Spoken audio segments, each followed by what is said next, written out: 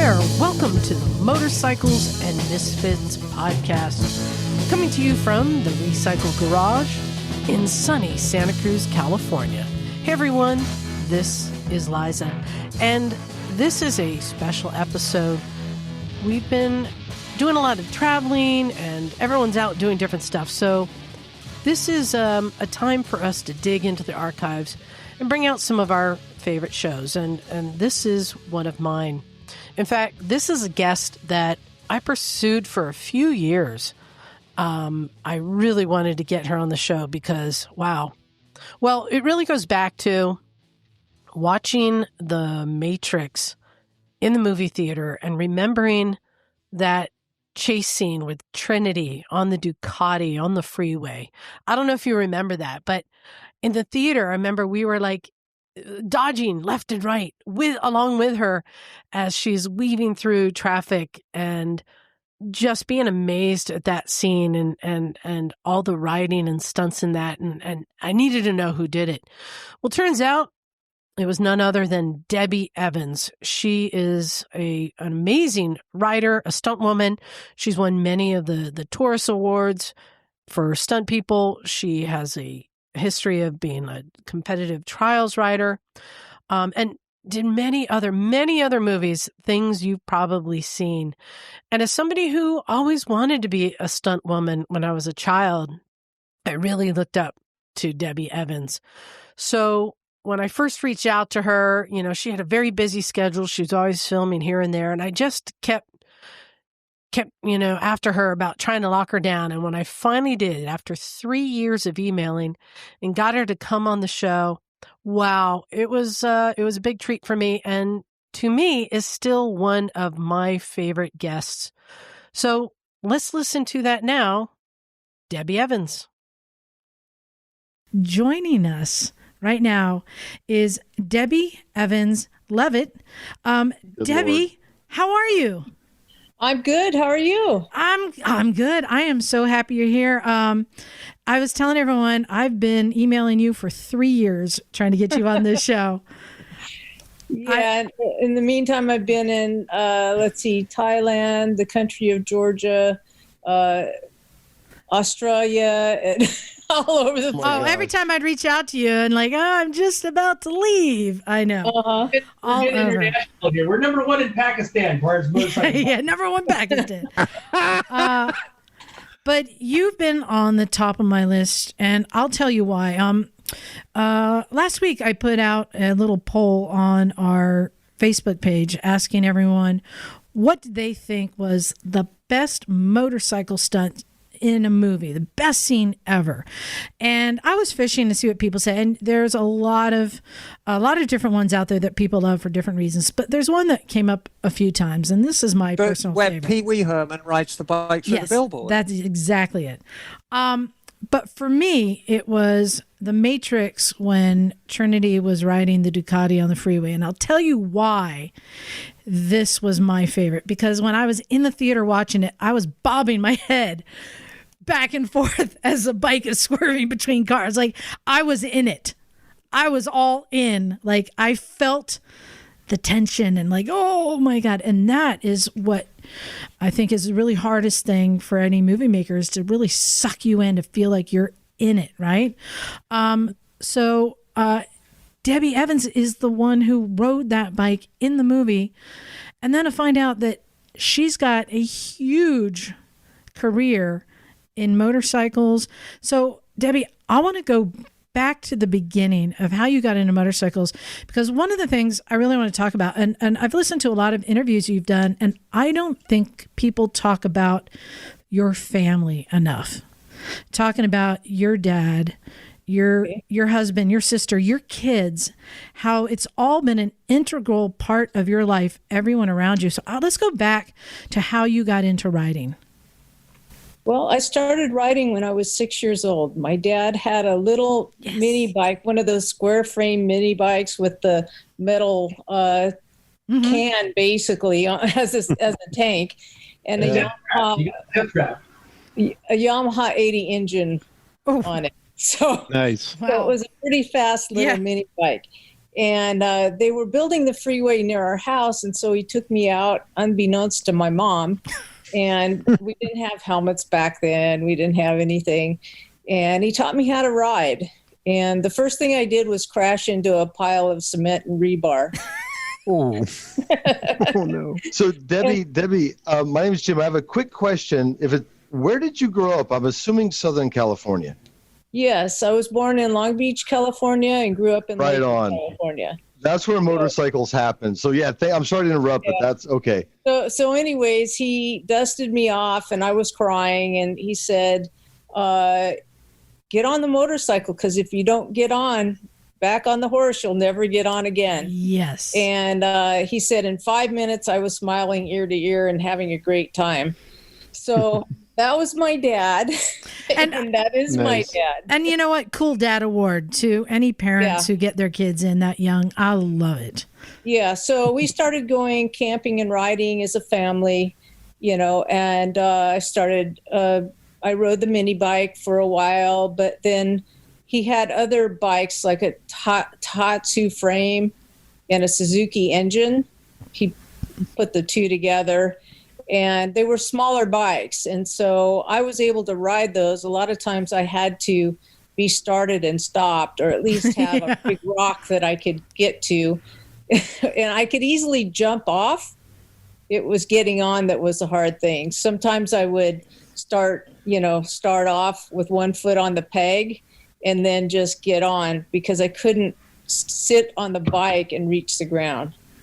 So there was a lot of that for a while. And then one Christmas, I was 8 years old, and there was a little box underneath the tree. And it was a box about, oh, tiny little box. Big, tiny box, yeah, but it was heavy. And I opened it up, and it was a shift lever. And then he took me out to the garage, and he had gone to the junkyard and bought a Honda 55 step-through trail bike, one without the center, so that I could get in and then get up on the bike. And it was in a box. There was just the frame, and then all the parts, the wheels. Somebody had spray painted it blue, the cases and everything. And so he said, "We're going to build this bike together." And so that's what we did. We went in the garage, and he had me on the buffing wheel with the mask, the shield, and the wire wheel, and we just put that whole thing together, and we painted it cherry red. It was just the coolest little bike, and I was so excited. It seemed like it took 5 years, but I think it took like 6 or 8 months in order to get it together. So I was 9 when I rode my first trials, and I went out and competed in the kids class and got 3rd place and earned a trophy. My very first try. And just to back up, you were 9 when you rode not your first bike, but your first trials. Right. Yeah. I was 6 when I rode the first one. Now, your dad was into trial riding, yes? Yes, he was. Yeah. He got into trials riding, and we used to ride at places like Dana Point and Riverside and all these places that are just covered with houses now. Yeah, you can't ride now. Debbie, dear, this is Emma. So our listenership, our listenership is across the spectrum. We have some veteran riders, but we have some people who are just starting out. And hearing the term trials riding will actually be something new to them. Okay. Now, obviously, I'm English, so... I know, but a lot of Americans, especially if they're starting out, really don't understand what trials riding is about. And once you have a background in balance, you understand it. So would you describe really what a trials competition is like? Some of the things you have to do. Okay, you froze for quite some time, so... Yeah, okay, so a brief description for some of our listeners who don't understand what trials riding is. What is trials riding? Trials riding is like to call it the gymnastics of a sport where you take terrain and you ride over the obstacles. Oh boy, my internet's unstable. But it's kind of, if you look at it like a golf course, you know how a golf course you go from hole to hole. Mm-hmm. We have the course that takes you around to the sections, and the sections are marked off, and usually it's very difficult terrain, and those are the places where you're scored, and you lose points. It's marked off. If you put your foot down once, you lose 1, 2, you lose 2 points, 3 or more, you lose 3 points. If you crash in the section or you go out of the section, you lose the maximum of 5 points. So the person with the least amount of points at the end wins. And there's all different levels. So some will be beginners will just be like little turns through a creek bed or whatever, up to what you see now Tony Bow doing and the amazing videos that you've seen online of these guys just blasting from one obstacle to the other on the rear wheel, mm-hmm. going up, but when I rode, we did, I rode national and international competition, and I rode against the best in the world. And it was all men basically, because there were no women at that level at the time. Yeah. And so I used to ride up huge waterfalls and sometimes I rode for Yamaha, and sometimes my little 175 didn't have the power to carry me up, and I'd get almost to the top. And then we didn't have minders. Minders are people who help you along the course and give you and coach. Yeah. Oh, I didn't mean to interrupt your story. Yeah, we were okay. Polite. We raise our hands so that we know who's next. Oh, okay. Yeah, you can finish your story.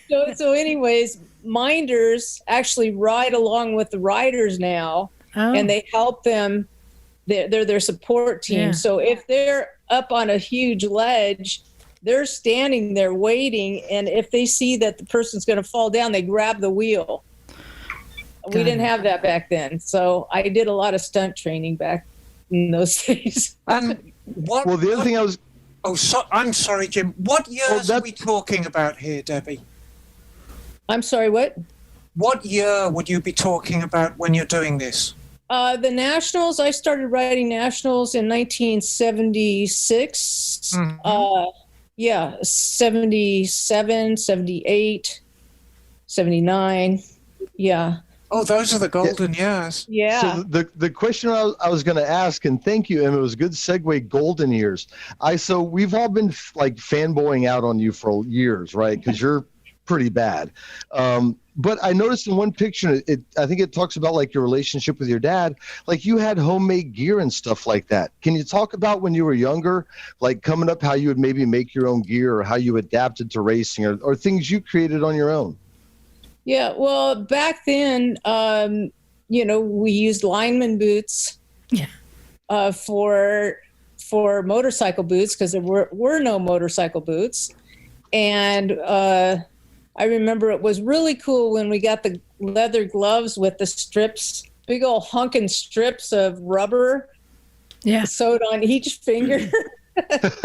And then, let's see, we had a helmet, and then we used an old football guard that is just the plastic one that goes around, and it just had the holes in it. And my dad also rode enduros after the trials, so for the enduro riding, we would wrap the tape red, white, and blue. Oh, that's cool. Yeah, on the guard, so the rocks didn't come in and hit you in the face. I'm gonna do that. I'm gonna glue a football helmet guard on my dirt bike helmet tomorrow and wrap it in red, white, and blue. So my mom made jerseys, team jerseys out of sailcloth, red, white, and blue jerseys. Yeah. Cool. Yeah. So there were a lot. I love that. Yeah, and then it was a family affair, huh? Oh, yeah, it was really a family affair. My mom used to ride trials in the women's class, and my sister rode, and so we all rode. But I was the kid who would start riding first morning, and I would be on the bike until the sun went down, and then when I laid down in the tent to go to sleep, all I would hear was motorcycles, that weren't there. Kind of like when you're in the ocean all day and you get that feeling of sloshing in the ocean. I know. I was camping this weekend, motorcycle camping. I know that little kid because as soon as the sun comes up, that little kid's up and down the road. Yeah. Yeah, it was a great way to grow up. I mean, we had so much fun. And then trials, when I was 15, I got a factory-sponsored ride with Yamaha. And nice. And I was kind of stuck in the amateur class, but when my husband Lane was teaching a trial school up in Northern California, I was invited to go up there. I was still in high school one summer, and I couldn't seem to get past amateur. The owner of the school wanted me to teach the next year.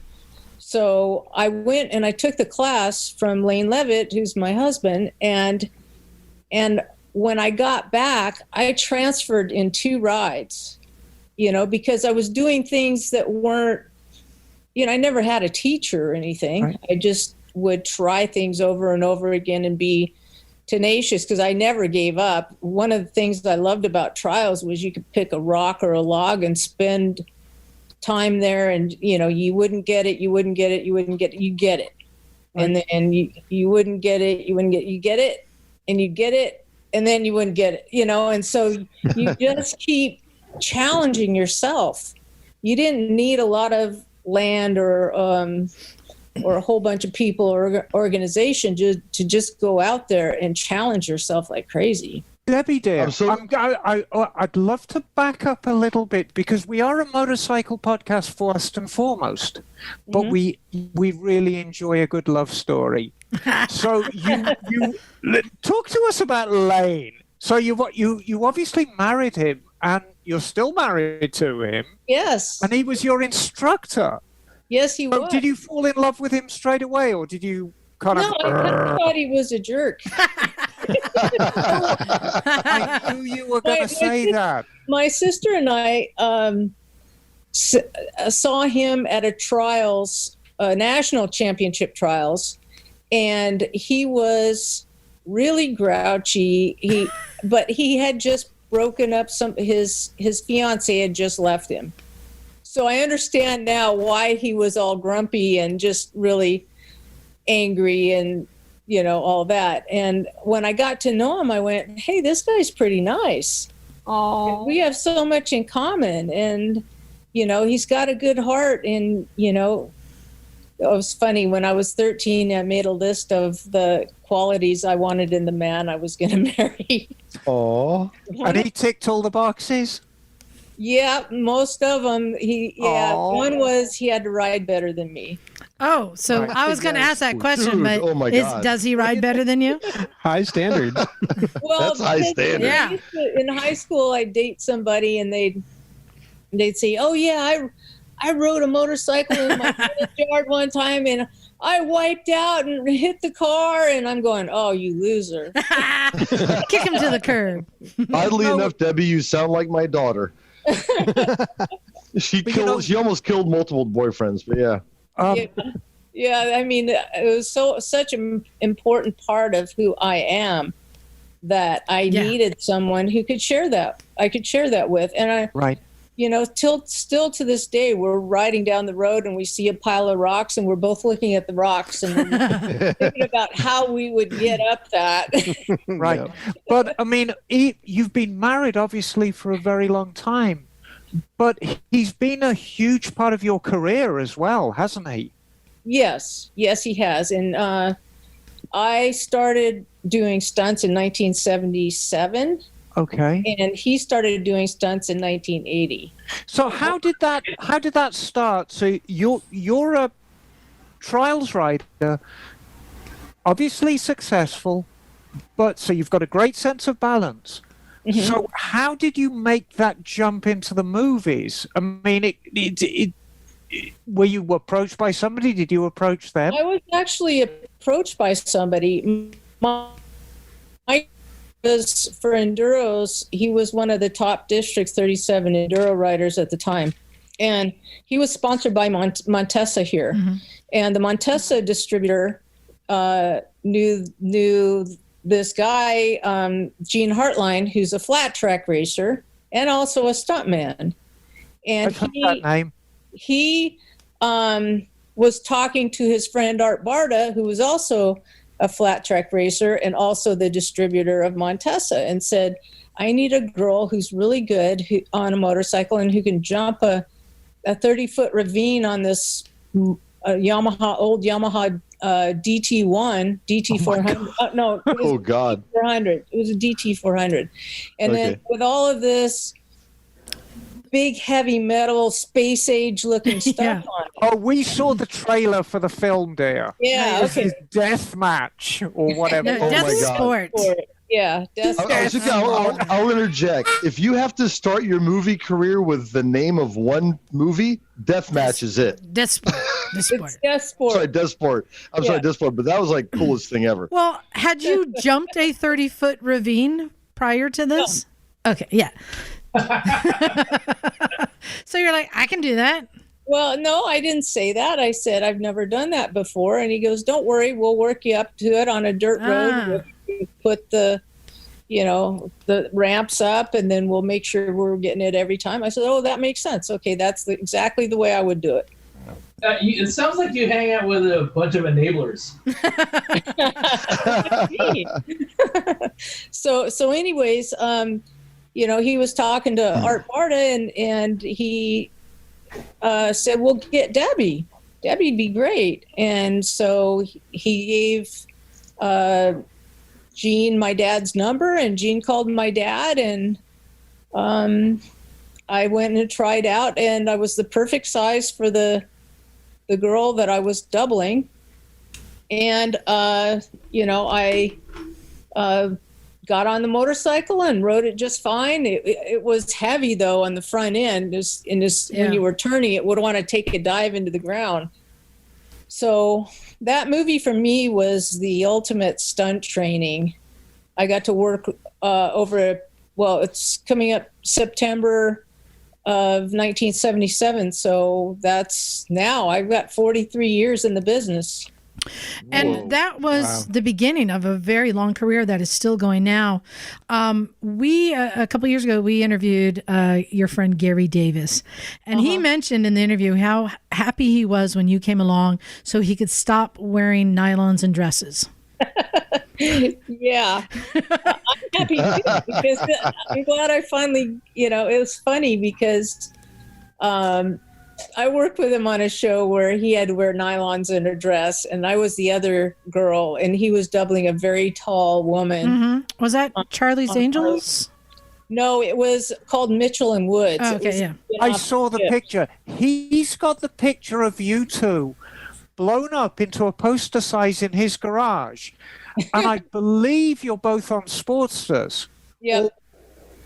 You're on a Sportster, and I think he's on a dirt bike that looks like a Sportster. He actually had a full-on. I'm not sure if he used a double for the bike for any reason. But on that one, I tell you what, he makes a damn good woman. He got the wig on and the dress. He was wearing heels. I mean, I'm like, is this you? And he was, yep. And you were the other one. Yeah, that's amazing. But yeah, how many other female motorcycle riding stunt women were there at the time? There were a few that raced a little bit and things like that, but they didn't have the overall ability that I had. Yeah.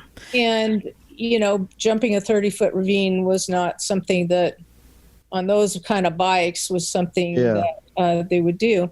The cool thing about that is we didn't have Speedos I just went off of the gearing and the sound of the motorcycle. Oh my God. That's what Gary said Evel Knievel used to do, and it would drive him nuts because Gary had to have 2 speedometers, and Evel just went by the sound. Uh-huh. Yeah. Wow, that gives me anxiety. It just got way less cooler, I'll tell you that right now. I know. So go ahead. One of the few women, if like not the only woman doing it back in the day, like did you face a lot of discrimination, like when you were racing or when you were actually in the industry at all? I grew up riding with the boys, and so I looked at myself as a competitor, and I always looked at myself as another stunt person. So yes, there were some, but I was used to dealing with that kind of attitudes. And what I would just do is I would make up my mind that I would prove them wrong. Yeah. And so I didn't need to get in their face and tell them they were idiots and that they didn't know what they were talking about when it came to me or, women in general. And I still do that today. And it's actually kind of fun. And it's really rewarding too, because instead of making an enemy, you usually make a lifetime friend. So, and I didn't tell you, one of the reasons why you're top on my list is I aspired to be a stunt woman when I was a kid. And I spent a lot of my youth like crashing my bike and trying to, get friends to drive at me so I could, learn how to get hit by a car. And I was crushed when I was like 19 and someone said, "You're not going to get any work." I'm 6 foot tall and over 200 pounds. They're like, "Yeah, you're not going to get a lot of work." and I'm also not entirely skilled at anything. So, I live vicariously through women like you with your successful careers. And that's why it really meant a lot for me for you to come on the show because, not just your body work, everything you've done. And then once you're in the business and you got beyond motorcycles, I mean, you're learning how to take a hit and how to be, thrown into a wall and how to drive. And I'd like to know, what have been some of your favorite skills that you've learned in the stunt business? Well, I was always the person who wanted to know how to surf and how to water ski and how to snow ski and ride the unicycle and do the yo-yo and do the this and that, whatever it was. It was like, oh, wow, look at that. I want to do that. And I would work and work and work until I would get it. And so basically, because I could snow ski, water ski, surf, was a really good swimmer, ride a unicycle, I could wheelie my bicycle farther than any of the boys and won a wheelie contest over at Sunset Beach. Nice. Near Huntington Beach when I was That's so cool. 12 against all boys. And that's so cool. Wheelie contest. I won the ambulance ride though. What? Said I want to win a wheelie contest, but I ended up winning the ambulance ride instead. Yeah, exactly. Oh, no. You were an ego crusher, weren't you? I guess I hurt some egos because in the wheelie contest, one of the guys came over and started screaming at me. And, wow. And then one of them punched me in the arm. Oh. And that means he likes you. Yeah. I started crying and my dad's friend came over and he goes, "What's wrong?" And he goes, "But you won. You won." But anyways, so I had been training for stunts my whole life and didn't know it because I was always running, climbing trees. And my mom came home from the grocery store one day and I was hanging from the light post. Because I saw a TV show where they were climbing coconut trees and they put their fingers around the edge and then use their feet. Yeah. And we had this ridged metal post and it was wider at the bottom and it got skinnier at the top. So it worked. I could get my fingers around the edge on the ridges and I could climb up with my feet pretty high, and then it got really skinny, so I shimmied the rest of the way up. My mom saw me up there, and she had a fit. And she went into the garage. My dad was working on his motorcycles, and she gets him, Debbie's hanging from the light post.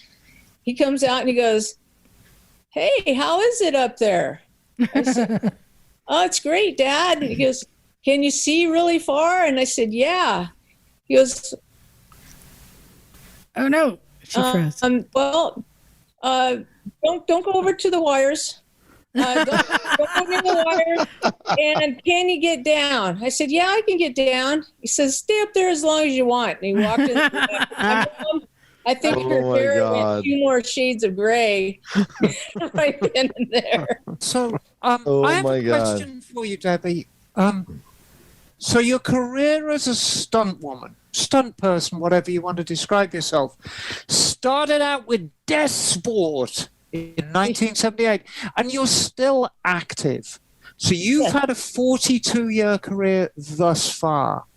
43 this month, yeah.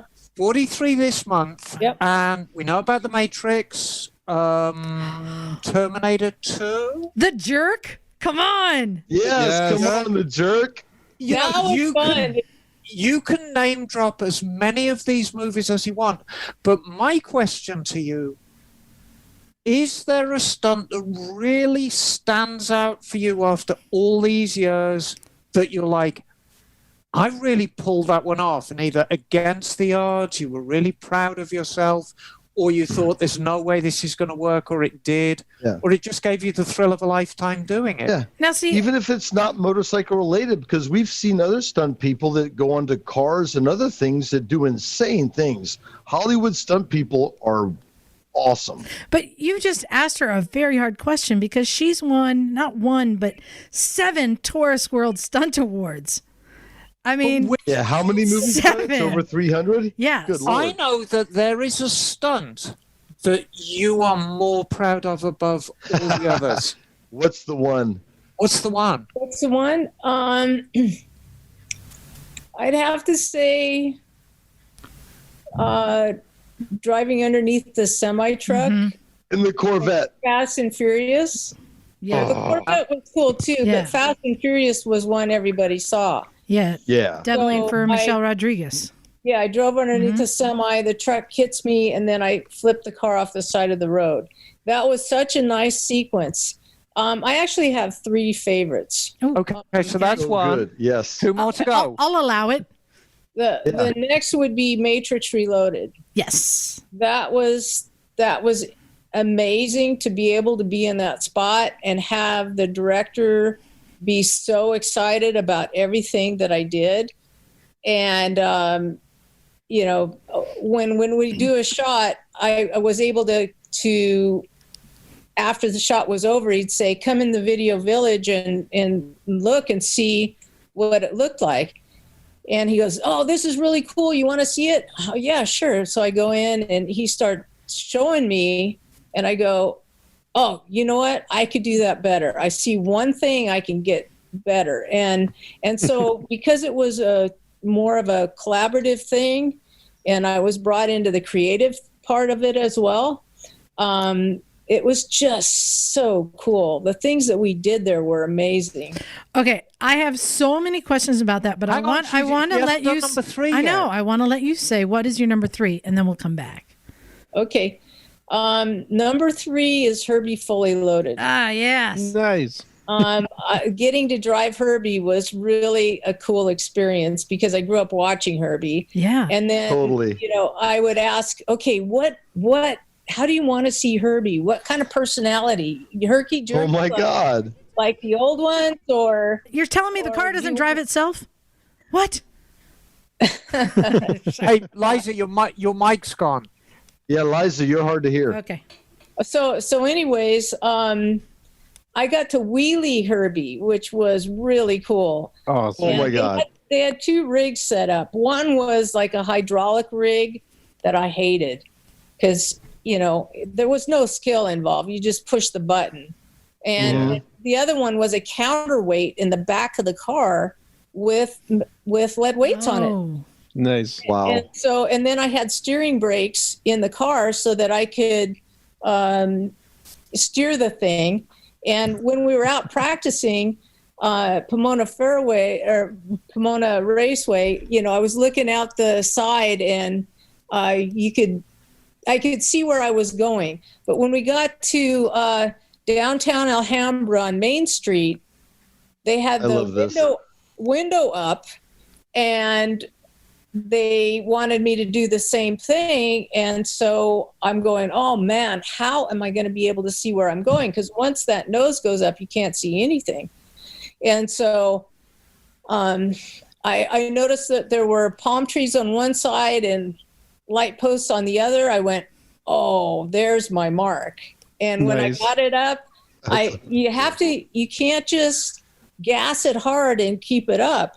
You have to bring it up slowly so that you don't hit the back end and have it slam right down. So it's like wheeling a motorcycle. It was so much fun. Nice. Oh my God. Challenge. And then for one scene, they took the suspension out of the front, and then I would just gas it and make it jump up and down. I was actually getting the wheels off the ground about this far. Oh my God. There was Demolition Derby Herbie. There was Junkyard Herbie. God. There was Pimped Out Herbie. And then the other was going to California Speedway and racing it on the NASCAR Herbie at 119 miles an hour in a bug. Nice. Do you have a Herbie in your living room right now? You might. No, it's in my bathroom. I've got it up there. I've got a whole shelf of cars that I've driven and motorcycles and everything. Sweet. Oh, that's cool. Okay, so I'm going to be selfish for a moment. We're recording, Liza? We're still recording? We're good? Yep. Yeah. Okay, so I'm going to be selfish. I love to camp. I love to ride in the desert. I wish I was born in Southern California, I will say. So I have two questions. I have about 17, but I narrowed it down to 2 because I know Liza has about 200 more. So one is not your first favorite, but what is your second favorite camping spot to go ride in the desert in Southern California? Like if you're going to go with friends out to the desert, like for 4 or 5 days and ride bikes and have a good time, where in the desert do you like to camp? Well, we used to like to go to Camp Rock Road out in Lucerne with all the big rocks. Yes. And then, there was tons of riding out there too. The problem now with the desert is they've closed so much of it off.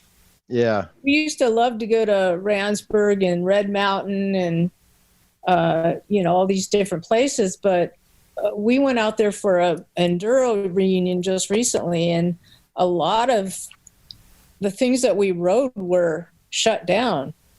Yeah. Yeah, I remember being up on a peak, with a trail on top, and it being so windy out there that I'm riding down the dirt road, and the wind picked up my bike and me and moved it over about 4 feet, and I kept going. Yeah, Whoa. really wild. That is wild. But I'll tell you what, so many good motorcycle riders come out of Southern California, like you had alluded to flat track racing and things like that. Mm-hmm. Okay, so here's something a little bit completely different again. So we're a similar age. I like to ride motorcycles. I like to, I fall down a lot, that kind of stuff. So as we age, what things would you say? How do you keep riding motorcycles and crashing healthy as you get older? Like words of wisdom. You kind of have to work smart, I believe. Right.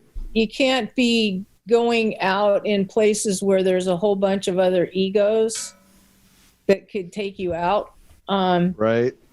And just, because my husband and I just went and did a vintage motorcycle event up near Point Arena in Northern California, and we had a blast. And I was going up this hill and I saw some sticks coming at my face, and, trails riders wear open face helmets without any eye protection. And so I kind of dove down, and when I did, I fell off, and it was a hillside, and I just rolled and then got up and went, ta-da! because, I've always had this knack for falling good. Well, it's funny. Me and Liza did some riding with another stunt person who's good at falling too. I think he fell off horses. You fell off motorcycles, and he fell from about 12 feet, and he was about 60, jumped right up. So I think you fall good or you don't. Yeah, I was always like that as a kid too. I somehow could fall, and other people would break their arm or break something, and I'd just roll and get up. Nice. So there was one time where I was on this show, and I was riding one of the deadly three-wheelers in the forest, and we had a water crossing. I was on a trail, and I'd gone over it a few times, and I went, I think I'm going to try and wheelie the front a little bit just to make that a little bit smoother. Bad idea on a three-wheeler because it sent me in a direction very fast, right for a huge tree. Oh. And my reactions, what I did was I picked up my right foot and put it over the back. And so the back right wheel hit the tree, and I flew like Superman seemed like 50 feet. Wow. And then rolled and got up. Yeah. And you're like, here we go again. You launched yourself off the bike as it hit the tree. Yeah. Beautiful. I thought you were going to be like, I don't know, I eat kelp, I do Pilates. I don't know. You're like, no, I just crash good. No, it's just something that people have innately, and some people tend to get hurt and others don't, when something happens. And that's one of the things that has made me such a good stunt performer is I have really fast reactions still. If I drop something in the kitchen, I've got it before it hits the ground. Or if I remember when I was riding as a kid, we went out to a riding area where, I knew a lot of the trails, but it had rained like big time there. And so I'm riding along, and then all of a sudden, right in front of me, there's a big, huge gap in the trail. There's a ravine through it. And I looked at it, I gauged it, and I gassed it and kind of unweighted and jumped the thing and made it to the other side. Wow, sweet. But things like that, I have stories like that all through, my childhood and growing up, where it's those quick reactions that help me in my stunt work and help me, just survive all of what I do on a daily basis. I want to check. So no major injuries. You've been mostly pretty good. Like no crazy hospitalizations or broken anything, or. Well, I did have one really bad accident, and that was on the movie Yes Man. Yeah. Oh. And Gary was there that night. And what were you riding? An Aprilia motor scooter. Yeah, Bagel is our wow. scooterist. Yep. Wow. So what happened there? So we were doing near misses where I come up the right-hand side of the road with Jim Carrey's Double on the back, and I'm taking Polaroids while I'm riding, and then I cut across 4 lanes of traffic, but it's all our traffic. And we'd done it so many times all night long because Film LA would only give us 90 seconds on the road, which is unheard of in the middle of the night. So we went to do it again at 3:30 in the morning, and I noticed one of the cars was too deep. I knew who was driving, and I went, he'll adjust for me. And I dove across like I had every time because I had to go off at a 45 and hit a side road up. And he actually slid into the side of us. Ooh. So, I'm going this direction, and then he comes down the hill and then slides into the side of me. Opposite direction. And so the guy on the back, because I was doing 30 plus and he was probably, I I know he was doing at least 45 coming down, maybe scrub some speed.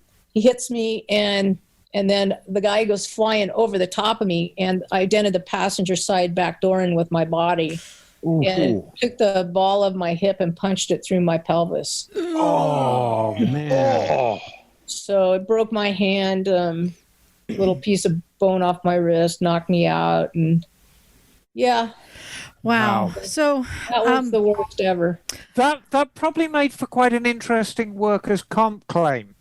yeah, and I think you were out a year for that, right? Yeah, I was out a year. But you followed your dad's advice, get back on the bike and keep going. Well, one of my first jobs back was on a Vespa motor scooter. They're death machines. like, no, give me a DT 400. The thing is I didn't blame the bike. Yeah. Right. I didn't have any trouble getting back on that Vespa because there was no other cars involved. I just came in and did a light little 90 on it. But Nice. you know, I've kind of come up with an interesting question just by me being flippant about that.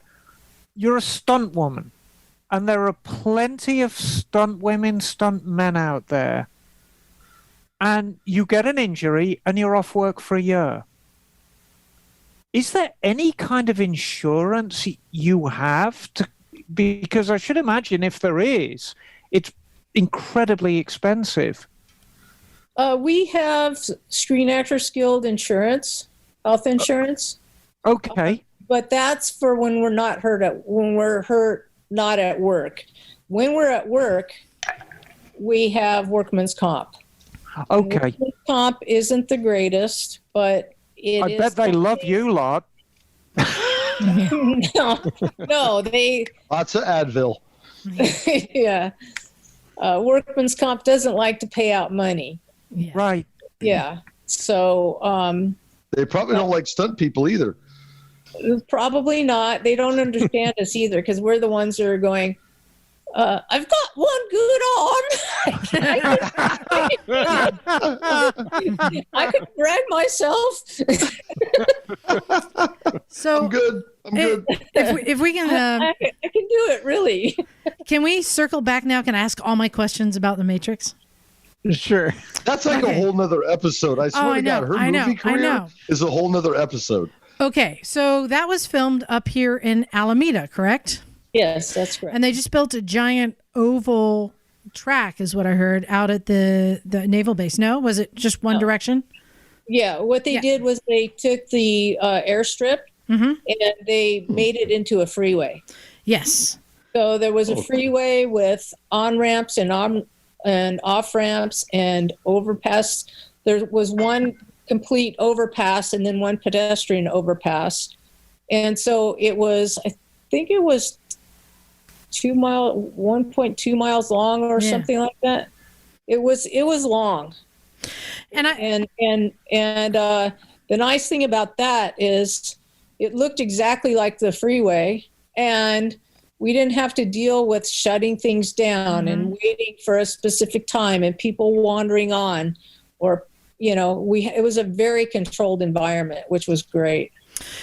And the thing that I loved about it, even though there is some CGI in there because that camera can't travel through the middle of a car, so I know that there's some CGI, but there was a lot of it was very practical.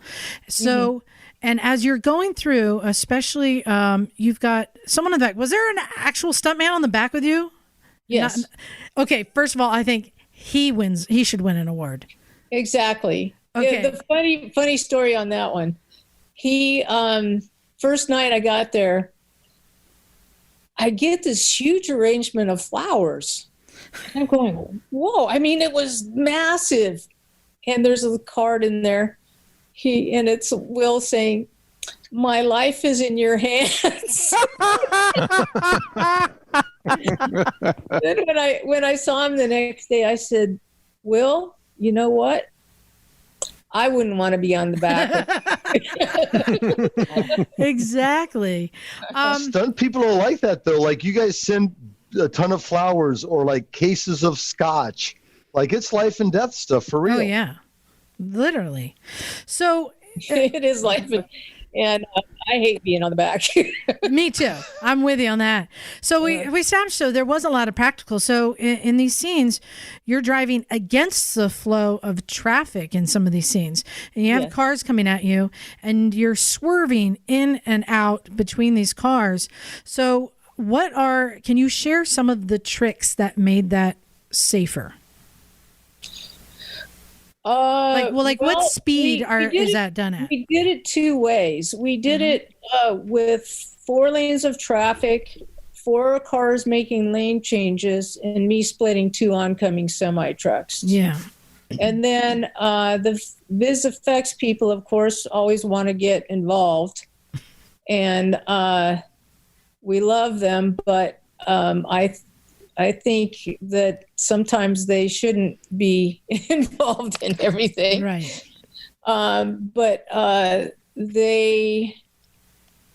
We put up, like, when somebody redoes a freeway or a road, they put up those little tabs. Mm-hmm. Junk bumps? Well, they're little tabs. They're not the bumps. Oh, okay. They're the little tabs, the temporary ones. Yeah, just the markers. So what we did was we mapped out an order, like where I would go and where the camera bike would go. And we did it without any cars at all. So, but we did the 4 cars, head-on cars making lane changes. And my last move being 2 oncoming semi-trucks. And there were some gnarly moments in there. Really, really gnarly. I got hit by one of the cars. Oh. Yeah. Oh. Off to the hospital. Yeah. I got to unmute. Can you talk about that more? You got hit by a car. Okay. Yeah, please go deeper. Yeah. So anyways, we had the 4 cars making lane changes, and the first 2 we did, and then I come up along two cars going this way, and then one car was supposed to turn into the lane I was in. Mm-hmm. And then I take the center of that lane, and the car behind it's supposed to clear, and I just take that center lane. And then the last 2 moves was splitting the oncoming semi truck. So then I would have to go over and split, very tight. So we did it several times, and things were going really good, and I went to do it again, and I get up to that mark where this guy is supposed to clear, and he hasn't moved. Oh. And I'm going, it's so funny how your brain just takes everything in and deals with it. I thought I'd made a mistake at first. And then when I looked at it, I went, no, I actually saved our lives. Because if I had turned at that particular time, I would have either hit him head on or the car next to him in the other lane head on. So what I did was I started I went like this, and then I went, he's not moving. And then I straightened up. And as I straightened up, the car turned into me. And then, basically then he realized I was coming there, and he straightened out and sideswiped it with my foot. Oof. And I low-sided it on the other side. So, that outfit was just a vinyl outfit, no pads. I managed to take some old Protect pads and just I shaved down the edges so I could put them on my knees and my shins. The boots were horrible. They're just vinyl, no support, no nothing. And so, and no helmet, right. No cap or anything. I told them they wanted me to dye my hair for that. And I said, no, I don't want to. I said, first of all, I don't want to go home and scare my kids who were young at the time. Mommy comes home, she's gone, and now she's got black short hair. What is this? But then I told them also I wanted the protection of my hair up underneath the wig cap. And the wig cap is like another layer, and then the wig. And so I didn't have a helmet on the entire time either. Crazy. Wow. So Crazy. off we went to the hospital, and I bruised my foot. Nothing was broken, but I still have a red mark on my left foot. And I went home that night, or to the hotel that night, and took the trash can, filled it with ice and water, and just dunked my foot 5 times as long as I could stand it, and limp to work, and work with a messed up foot. And I wanted to take a moment too to mention some of your other awards. One that means a lot to us. You're in the AMA Hall of Fame. Okay. That's big. Yay. Oh, we're going to see it? We're going to see it? Let's see it. Oh, we love the AMA. Yeah. Yeah. Hell yeah, that's awesome. Yeah. Heck yeah.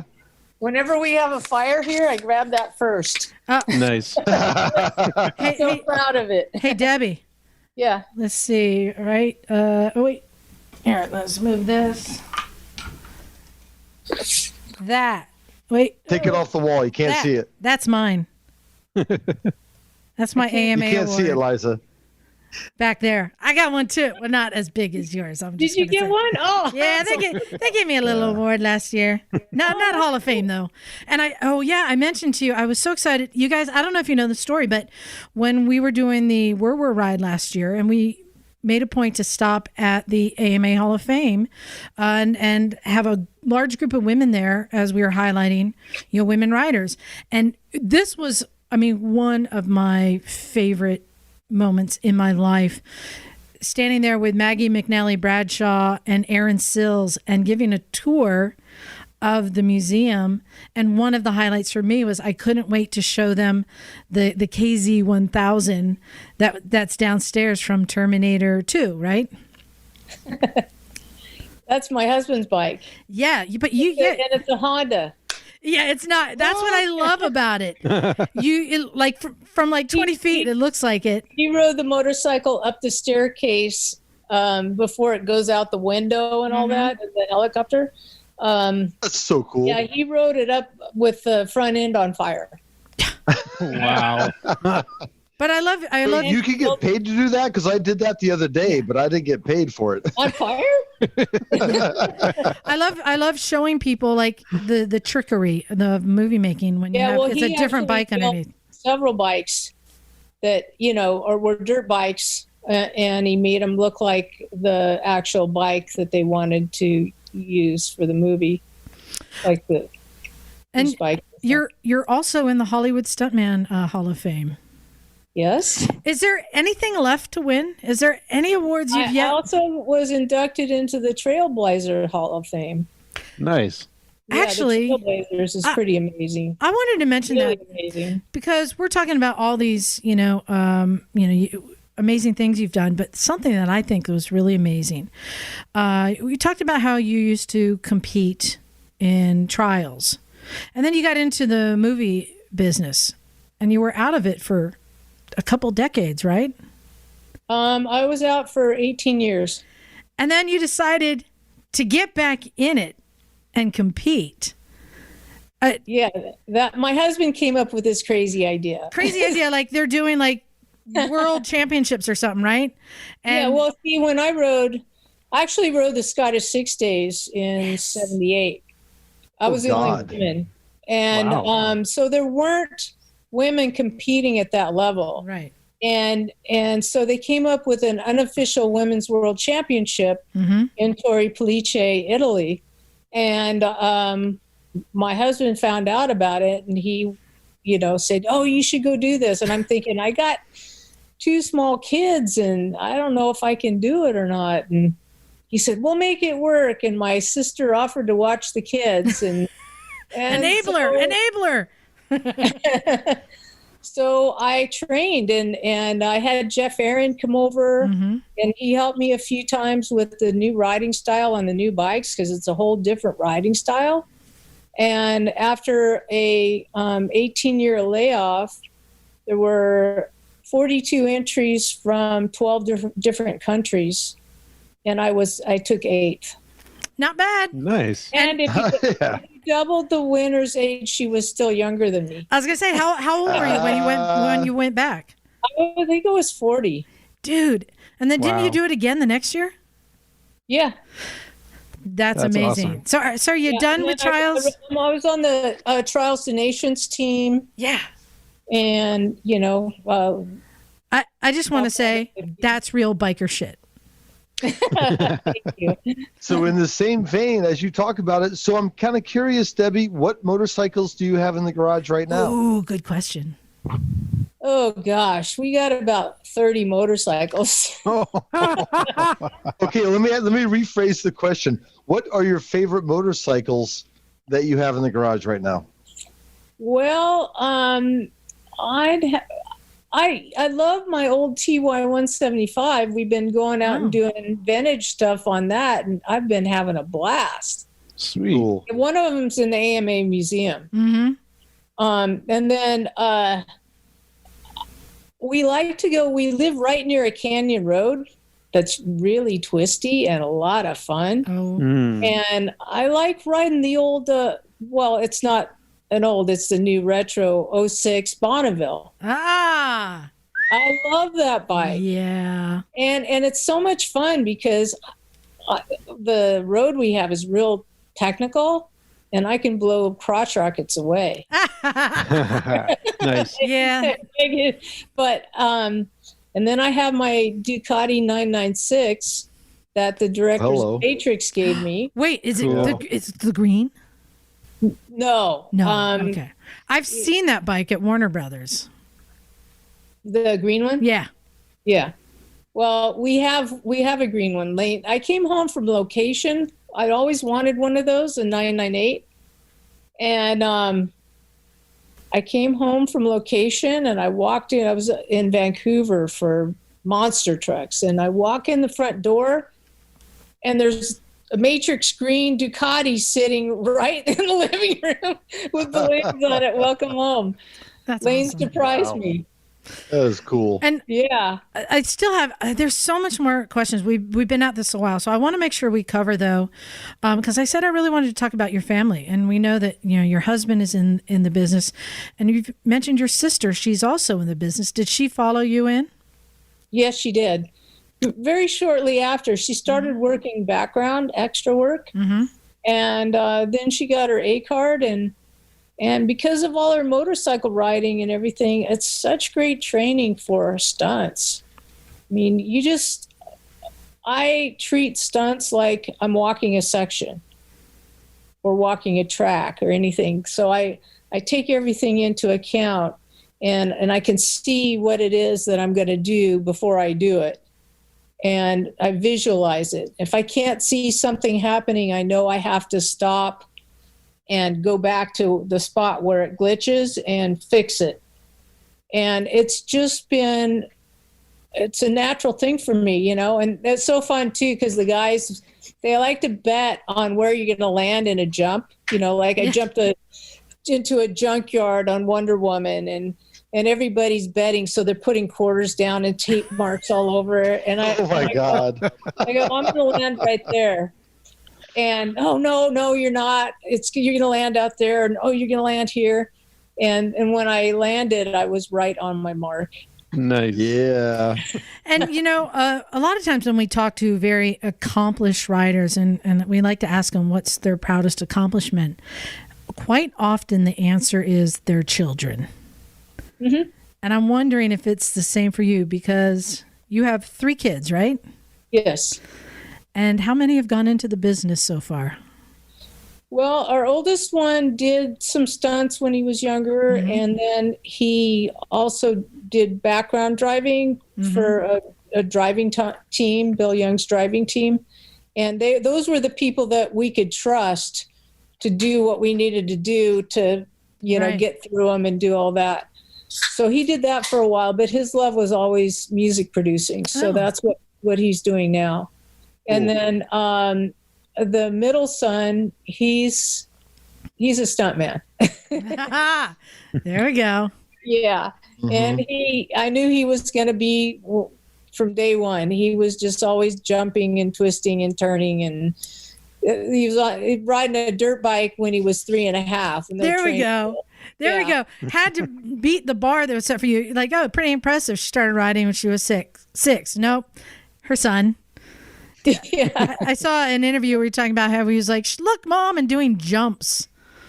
Yeah. When he was just little tiny. Go, I got 6 feet of air, and he'd stick his little butt off to the side, and it was so cute. That baby, he thought he was really up there. That's so Southern California. I'm so jealous of you guys. Gifted kid, and then our daughter, we used to take him, the middle one, Daniel and Rebecca, to the youth nationals in Tennessee. And Becca at age 6 beat all the boys and got a first place championship. Excellent. So would you say that is your proudest accomplishment, your children? Oh, of course. Yeah, there you go. Yes. And then, it was so cool because we just went up to Point Arena and they all came with us, except for the oldest one who's got a wife and 2 kids. Mm-hmm. So being a grandma is pretty cool too. That's like, oh, that's cool. That's awesome. Because you're probably like the coolest grandma on the planet. Yeah. Can you be my grandma? I know. We're the same age, but still. And the other thing that's amazing is, having kids didn't stop you. Having grandkids hasn't stopped you. You're still working. If it wasn't for the pandemic going on right now, mm-hmm. In fact, I think you've been up in our area working recently, earlier this year, weren't you? Are you allowed to mention that? I was. I think I even emailed you. Any chance you're up our way right now? Yeah. Only she flies a helicopter for Cal Fire, because I'll believe it. She's a Cal Fire helicopter pilot. I'm sure. Just say I was up there, and yes, it was pretty cool, and it was good to be a part of it again. And I had a special spot, so. And actually, I'll talk about what isn't a secret, like pictures that I've seen that have gone out there. So up in San Francisco, and this is stuff we've talked about.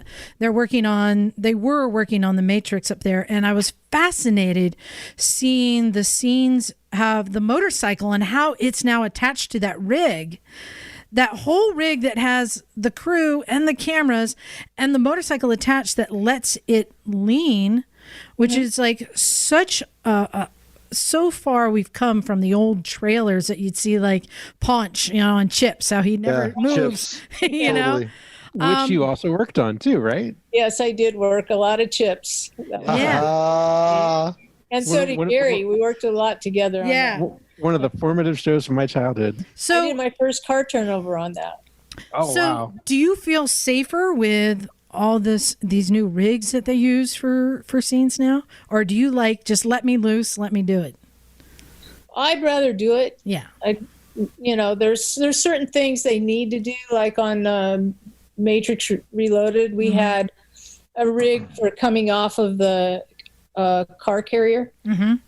So it started up on top, and I had to do stuff to keep it, the wheel spinning and doing all that. And then my wheel actually touched the ground. Yeah. And as we were moving. So you couldn't jump a Ducati off of there and live, or have the thing still be in one piece. Yeah. And then we took a regular ramp and we set it up, pretty high. And then I jumped off. We put a motocrosser on the back this time because I wanted someone who could fly right and who knew how to take the weight off of me. Because we tried a dummy at first. Yeah. But the dummy, even off of something this high, just buried me into the tank.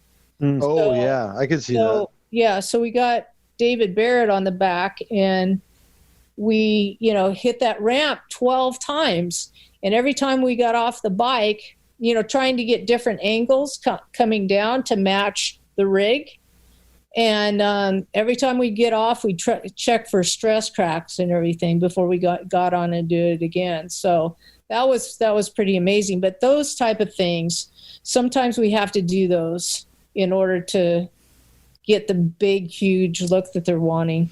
Yeah, Gary shared that with us on T2, that when they had to jump down into the canal and they had it on the wires and the crane, because he said otherwise the bike the suspension can't handle it. You're going to bounce everywhere. You're going to break your spine. So yeah, those little tricks to make it. Yeah, and then safer. with the actors, before the rigs that they did have would turn the wrong way when you were turning. Yeah. Oh no. Now they have new ways where they can actually make it turn the correct direction. Right. And we get on those things and we test them before the actors ever see them. And so the one comment I'll make, I'll just jump in right quick, is because we've interviewed other Hollywood stunt people. By far, you're the most badass. But the level of trust, what I noticed is there's a funnel. Like when you're young, you fall off a horse, you get shot by an Indian, you do something. But by the time you've lived long enough to be as you are, Debbie, you're like into cars. You know this, but it's like an art based on a science. Mm-hmm. Like you have to have the instincts, you have to have the reactions. Like you have to grow up doing this stuff. You can't learn this any other way. Yeah. It really, it's got to be part of you. And I always say, well, on my first job, they handed me a sword and told me to jump off this embankment. And I looked at him and I said, "You're going to pay me to play?" Right. It's just, and I look at it and I go, I was training for this job my entire life and didn't know it. Yeah. I mean, did you have like martial arts training or anything like that when you were a kid, aside from just being totally an active kid and going martial arts? Well, I used to watch Kung Fu, and I would go. The end of my bed was here, and the door was here with a mirror on it, and then I would practice all my moves. And when I went to take Kung Fu, the Kung Fu master said to me, "Have you taken any martial arts?" And I said, "No." And we'd do some more stuff, and he'd go, "Have you taken any martial arts?" I said, "No, I haven't." And he goes, "Oh, come on, you've taken some martial arts." I said, "No." I said, run around. But that's my DT out in the parking lot. Yeah, just imitating Kwai Chang Kang. That's funny. Apparently he's a good teacher. Answer. So like that, I have another question for you, because we talked about there's stunts you've done where you got injured, and it sounds crazy, but doing like stunts without helmets and stuff. So I want to know, have there been times where you said no? Ooh, that's a good one. Yes, but I like to think of another way to do it. So it doesn't, you're not just saying, "No, I'm not going to do that." Like for me, I don't do high falls because my family is most important to me. Mm-hmm. And I know too many people who have hit the edge of bags and things. So they're no longer here, or they're injured for life. And there's certain things like that I will say no. But if I'm in my area where I know, like cars and motorcycles, where I really know that I know, or even sometimes physical things, I'll say, "Hey, would you mind if we did it this way instead? Mm-hmm. Would this work?" I have a question. Really comfortable with that. Yeah, I have a question for you, Debbie. It's probably very stereotypical, but there's this notion of directors and actors having this animosity between each other. He's difficult, she's difficult, whatever. Will a director, as a stunt person, do they afford you a little more, I don't want to say respect, but because it's so high stakes, your opinion really cuts more value with them? If they say, "We want you to do this," and you're like, "No, hang on, that won't wash." Oh, I love that, Emma. Thank you. did I? Was that gobbledygook, does that make sense to you? There was one time when the director asked me to wheelie a motorcycle with an Uzi in my left hand and shoot at a guy up on a building. And Nothing wrong with that. Barbed wire. Yeah. Yes. Yeah. And I said, that won't happen. Yeah. How does that happen? I said, come here and hold this Uzi. And, I kind of made it a joke, and I said, if you really want that to happen, we can put her on a trailer and we can make a rig that'll bring it up, but it's not a realistic shot. Right. But that's up to you. And so, there are directors that are hard and difficult to deal with, but you have your stunt coordinator there. Oh, go ahead and name them. Wait, Liza, allow me this. Debbie, if you could you're established. If you could pick a director to work with and what the film might be or the shot might be, what shot would you create and what director would you like to work with? Oh gosh. Well, I've worked with a lot of directors. I mean, the Wachowskis are pretty amazing. They're some of my favorite. Yeah, I have to say, Andy was really amazing to work for. Mm-hmm. And I mean, I had the time of my life because I got to be creative with him, in the project. And it was just so much fun. But now I'm not quite sure. We have a lot of what we call second unit directors, which are stunt people that direct the action scenes. Yeah. And I get to work with some amazing, great people, and it's collaborative. Like a lot of times they'll call us in and we'll talk about the scene, and not everything is written, and we'll get to put our input in. And so I work with so many different people. It's hard for me to say one person. So let me rephrase the question. I'm going to beat Liza because she wants to ask you something too. If you were going to create a motorcycle action scene in a movie, what scene would you create? Well, I'm sick of everything being on the road. I would love to get off into the dirt and some terrain. Ooh, cool. And really do some fun stuff. I know that usually it's just the guys that get to do that kind of stuff. And great. I will write it and I'll give you a call. We're going to go out to Johnson Valley in Mojave. I'll meet you there. Yeah, there's one stunt in a car that I've always wanted to do. And it's the trucks that are tow trucks, that are loader trucks that hit the ground. Mm-hmm. When I see those off to the side of the road, I just want to turn and just. In fact, I have my kids in the car on the way to school, and they're older now. But wait a minute. I would go flashback, and then I turn over like I was gonna.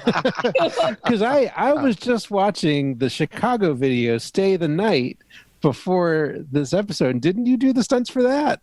Yeah, I didn't do the jump through the billboard. Ah, okay.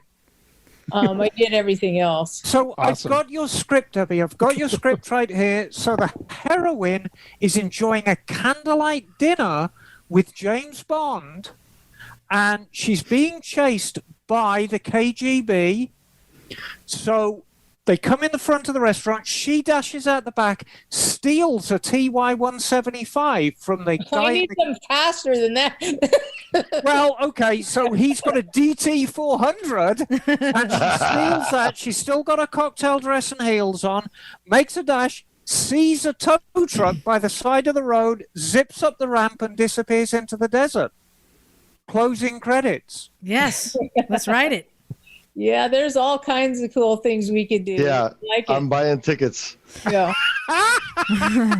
So, Debbie, I wanted to thank you for coming on. We've had you on for so long. I have one more question I want to ask you, and then we'll let you go. And hopefully, since your career is not over, maybe we can have you on again another time and talk to you more. But the question I would like to ask is the same one that I posted on Facebook last week.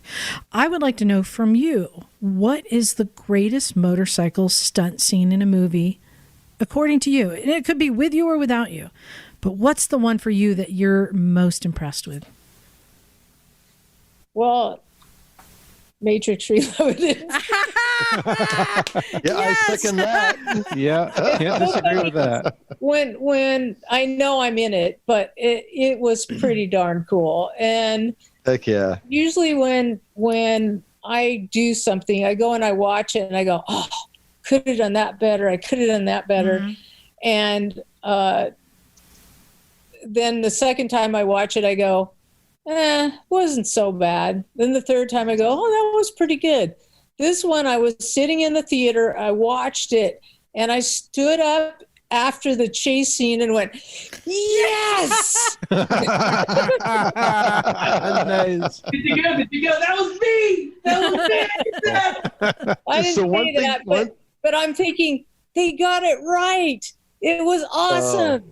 Yeah. Cool. So I would, if you would humor us at some point down the road, I would love to do a deep dive into the movies, into Matrix, that stuff. It's like there's so much that you've done. It's we're amazing. Just touching on things all along, and it's a lifetime of getting to do what I love. Isn't that great? Well, and it's still going, and that's what I love hearing, that you're still going to vintage shows. It's one of the reasons I couldn't meet with you to begin with was Lane and I were going off to Europe to do the Edelweiss Alp Extreme That's tour. right, I remember. Oh, I was on an RS 1200 and Lane was on the GS 1200 BMWs. Mm-hmm. And we had the time of our life, 26 mountain passes in 6 days. Wow. And we just blitzed through the Alps and the Dolomites. And what a great tour the Edelweiss was. Good food, beautiful places to stay. And you don't have to worry about where you're going. Mm-hmm. And so this is something that I saw at a motorcycle show a long time ago, the Edelweiss tours. And then, I couldn't do it because I was working. We had kids and everything else. And we kept talking about it all these years. And we finally went and did it. And, oh, man, it was, I got a really quick story to tell you. Yes. You can tell us as many stories as you want. The guide was really fast. And I go right on his tail. And I'd just, follow him. And he'd stop and I'd be right there. And at the end of the second day, he pulls over and he goes, I've been trying to lose you for 2 days. Good luck. And I said, yeah, really? And he goes, yeah, I just can't seem to lose you. And I said, well, I'm a grandma. And he started. He's 23. She's awesome. Fast granny. She's still crushing egos, still doing it. That's great. Well, hey, Debbie, you may be excited to know that I'm giving a tour of Pakistan next year. If you want to come on a tour, come with me on Pakistan. Oh, it is amazing. You want to get on some dirt roads, and I'm talking landslides, and we're riding local Pakistani little bikes. Oh wow! It's a hell of a trip, but we go up to the mountains, go up to China. It's a pretty amazing tour. I bet. I've seen, they keep sending these horrible things that are like a brochure with all these places that they go, and I look at this. I want to go there. I want to. Yeah, it's pretty cool. Yeah, I'll let you know when I'm doing that. I think next September. Oh, and then taking a tour. One thing I wanted to mention was, I went and did the women's conference at AMA many years ago. Oh yeah, And then we rode to the AMA museum in Pickerington. And I remembered going in there into the museum and just looking at all the names on the wall. Yeah. And looking at, because we used to go to Ascot and watch them race, and I knew, we did the Ascot's awesome. That's what the desert plus the trials, and I always followed Cycle News and all that stuff, and so I looked at all these names, and some of them I knew because my dad knew them, and I got to meet them, and some my dad just talked about. And then there were people that I had ridden with, and I knew, like Bud Eakins and Dave Eakins and all that. And I just thought to myself real quietly, I just thought, well, maybe I'll be there one day. And then I didn't say anything because, it just seemed too far-fetched. Right. And I got inducted, and I'm so proud of that. And so that's why whenever there's a fire, I literally, I have 6 Taurus World Stunt Awards in here, and I grabbed the AMA. Yes. AMA medal, and take that, throw it in the car first. I love the fact you elucidated. It's like we could talk to you forever, Debbie. I swear to God. But you just brought up Ascot and the old flat track racing, and it's like what a cool period of Southern California motorcycling and American racing was Ascot and that flat track racing, right? We used to have GP racers. We don't have any more American GP racers. God, I miss the flat track racing. And I could talk to you about all day about like your dad, you, flat track racing in Southern California. Yeah, it was definitely a hub of motorcycle activity and car racing and everything else. And it's a shame that so much of that is gone now. Yeah. So but, it's really fun to go to Trailblazers and talk to all of and meet your heroes and the people that you watched growing up, and a lot of them that and maybe never got to meet. Speaking of meeting your heroes, you mentioned that you were recently at a motorcycle rally. Are there any other events that you're going to be going to that somebody may be able to walk up and say hi and say that they heard you on our show? I don't have anything planned right now. With my schedule with work, they call and I go to work. Yeah. So a lot of times everything is on a, last minute basis as to whether I'm really going to be able to go. We're talking about going up to a vintage motorcycle trials up at Bushy Ranch. And they have motocross and all kinds of stuff there too. It's a big vintage event. So that's where we went to the Hopetown reunion. Mm-hmm. So, well, good. Maybe we can drag you to the AMA Vintage Days one year. It's an event we all love to go to. Yeah, I would love it too. It's just like I said, when I'm still working, my schedule gets pretty booked up, Does that mean you have no plans to retire? Not right now. I love it. That's real biker shit, man. The other real biker shit, if you know AMA, District 37. And I get the District 37 newsletter every month. And if you want to ride motorcycles, hang out in Southern California. Oh, yeah. Because District 37, they're awesome. Nice. Yep. Well, Debbie, again, I wanted to thank you for coming on. It meant a lot to me. Not just your stunt career, but everything that it's the passion. It's the motorcycles and how they've been a part of your life through your father, your husband, and your kids. And we share in that too. Motorcycling is our life, and we love to talk to other people who have that same drive and passion. So I really want to thank you for coming on our show and sharing your stories. Thank you for all the memorable scenes in these awesome movies. That's good stuff.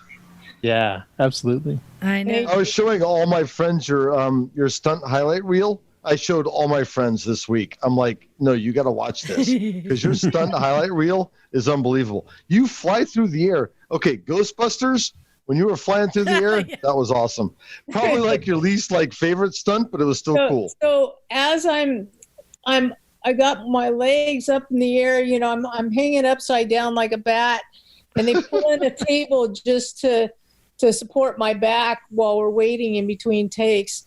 And Bill Murray comes up to me, he goes, "So you hang out here often?" That's so Bill Murray. Classic Bill. That guy. So yes, amazing. Congratulations on all your awards, and I don't know what's left to win for you, but I hope you win those too. Yeah, I feel very blessed to be doing what I love and still be getting the chance to do it. When I was younger, they told me if I got married, I wouldn't work. If I had kids, I wouldn't work. If I didn't take location jobs, I wouldn't work, because I didn't take location jobs when the kids were little. And I limited the amount of time I was gone. And, and then they say when you're 40, your career's over. And I never listened to any of it. I mean, I was like, well, who are you didn't tell me how my life should go? I don't believe you. Yeah, and when they say you're too big to get a job in the industry, maybe I shouldn't have listened. Right. Yeah. Yeah. I mean, you didn't get where you got by listening to people who said that things, right? I know. So, thank you again. You guys go to debbieevans.com if you would like to see the reel that we're talking about, and you'll see a lot of these stunts we're talking about. Is there any other things you'd like to have people check out? Any of your favorite movies or anything?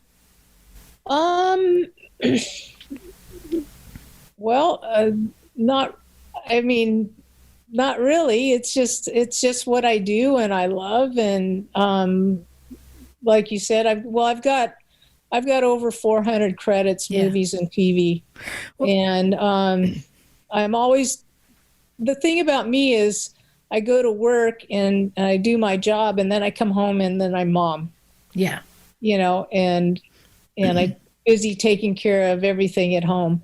So just my favorite movies would probably be the Fast and Furious, Matrix Reloaded, and Herbie Fully Loaded. And then there's a few others. But, Well, I'll tell you what's on my list, and I think Emma agrees with me. Death Sport. This movie looks crazy. Totally. But that was I think I've seen that. wasn't it? Oh, my God. These crazy bikes, crazy stunts, David Carradine. It's so vintage 70s. I mean, I was in awe because I watched Kung Fu. Oh, that's right. Yeah, grasshopper, fucking grasshopper. We're all doing this. Oh my God. Wow. Yeah. Well, Oh my God, this is so much fun. thank you so much. We will let you go, and I'll stay in touch. Yeah, and sorry it took so long. No, hey, it was worth the wait, and I hope you get back to work soon. I know that a lot of production has been shut down, and we'll continue to follow you, and I'll continue to harass you and get you on the show again. Okay. Well, my next job, if COVID lets me, is driving a hook and ladder truck or a ladder. Oh. 911 TV show? No. Oh, okay. I know. That's we have so many questions. Like, how do you transition from? Because I've noticed that people fall off horses, they fall off motorcycles. Eventually, they get in a car and they start doing car stunts. Well, and I think it's because you know what you're doing. When you're a good motorcycle rider, you understand things like traction, momentum, suspension, lines, weighting, unweighting. There's so much that just comes natural. So you know how you're on a bike and you feel the bike underneath you. Well, the same thing happens in a car. You feel what's happening with the car and you just automatically know what to do. And so because of my motorcycle riding, I just excelled at the cars. Yeah. And there's a whole lot more car work than there is motorcycle work for women. It probably doesn't hurt as much either. It does not. You have a cage around you. Actually, don't ask Gary about that. because he's very proud to say he was never injured on a motorcycle, but he was injured in a car. He broke his back. So yeah, they're not always safe. How many Garys do you know? Exactly. Well, thank you so much. We'll let you go. I hope you have a wonderful evening. And, okay, thank you. Yeah, thank you. It was a pleasure. Nice to meet you all. Okay. Thank you so much. Thank you so much, Awesome. Debbie. Amazing. Okay. Amazing. Thank you. All right. Bye-bye. Bye. Bye-bye. Bye. Take care. Okay, so Liza, do you need to take a moment? Guys. You need to take a moment because I know like you're like You need to beyond yourself decompress. at this moment. Hold down real quick. How awesome was that? That was amazing. Dude, Pretty awesome. dude, That was so cool. She he's awesome. is one of the most awesome writers ever. I mean, Yeah, the whole wow. story. I love. After 18 years out of competition, she goes and competes in the world trials. I'll like, say oh she, my god! you know what? She has her priorities in order. You know what I mean? Like smart woman. Fucking That's well exactly what it is. You have to done. be Priorities. smart. She's got it sorted out. you know? We didn't even talk about. We didn't even mention, because this is something that people have mentioned so much in all the interviews over the years, but there's a trick she was known for doing, and she used to actually do little stunt shows, right? But you can see video of this if you look up Debbie Evans headstand. Is this like the flaming boards? No, Debbie Evans headstand. She would Yes. ride up on her Yes. trials bike, Seen that. stop without putting a foot down or a kickstand down and just balancing. And she would maneuver and stand on the front wheel, put her head on the seat, and do a headstand while balancing a non-moving bike. Yeah. Yep.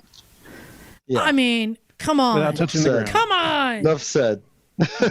So you guys, we've got emails, but we've gone over time. I don't think we're going to get to them. I think we're just going to let this one coast out like this. That was a great interview. I'm so excited. Yeah, that was really cool. What an amazing interview.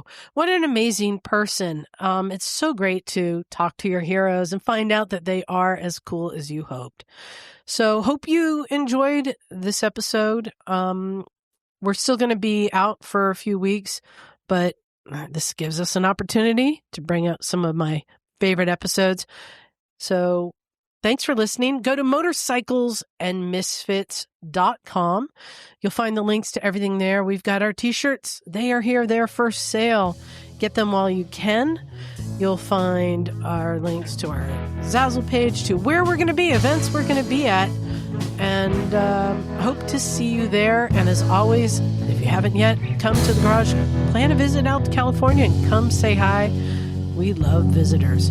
So thanks, everyone. Time to get out of here. This is Liza. Cool.